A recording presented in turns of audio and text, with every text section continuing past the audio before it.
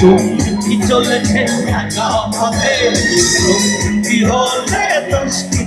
আমার বাবা অসুস্থ, তারপরে আমি আসছি শুধু এই যুগ দেখার জন্য। আমার লাইফে একদম ছোটবেলায় যে ঈদগুলো ছিল, আমরা ঈদগাহে যেতাম, ঈদগাহের পাশে মেলা হইতো, ওইটাকে কিছুটা আমরা মেমোরাইজ করতে পারছি। আমার জীবনের সেরা ঈদ আমার কাছে মনে হচ্ছে। ঢাকায় এরকম ঈদ আসলে কখনো হয় নাই, আমরা গ্রামে যাই নাই, কিন্তু গ্রাম থেকে এখানে বেশি আনন্দ পাচ্ছি। আমি ঢাকায় আসছি 2008 সালে, তারপর থেকে এত বিশাল, এত গোছালো, এত সুন্দর এবং সার্বজনীন কোনো প্রোগ্রাম এটা আমার কাছে প্রথম। সো ইমেজিং, এটা সত্যি। আমার লাইফে একদম ছোটবেলায় যে ঈদগুলো ছিল, আমরা ঈদগাহে যেতাম, ঈদগাহের পাশে মেলা হইতো, ওইটাকে কিছুটা আমরা মেমোরাইজ করতে পারছি, আর ওইটা অবশ্যই বেস্ট। আর তারপরে আমাদের স্মরণকালে এটা সর্বোচ্চ।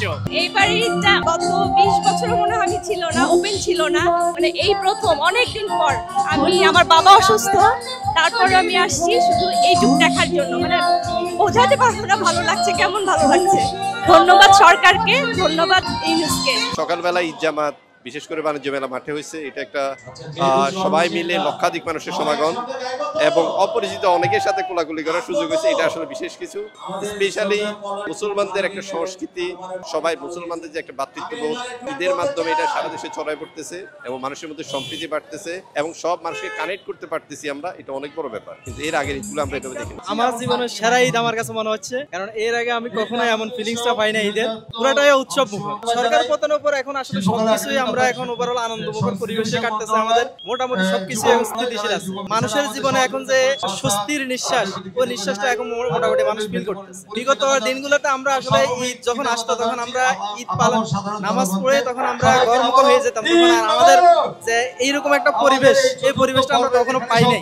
বর্তমানে আমরা এই পরিবেশটা পাওয়াতে আমাদের যে ঈদটা ঈদের মতো মনে হচ্ছে, যে আমাদের দীর্ঘদিনের যে ঐতিহ্য, বাংলার যে ঐতিহ্য, সেই ঐতিহ্যটা আমরা এখন ফিল করতেছি। এরকম সাংস্কৃতিক অনুষ্ঠান তো এর আগে কখনো হয় নাই। দেখা গেছে বাসাতে টিভি দেখে বা শুয়ে বসে আমাদের কাটাইতে হয়েছে। এবার ঈদ করতে পেরে খুবই খুশি। এখানে এসে, ঢাকায় এসে এরকম আনন্দ কখনো পাইনি। তো এবার আমার মনে হচ্ছে যে আমি বেশি আনন্দ পেয়েছি।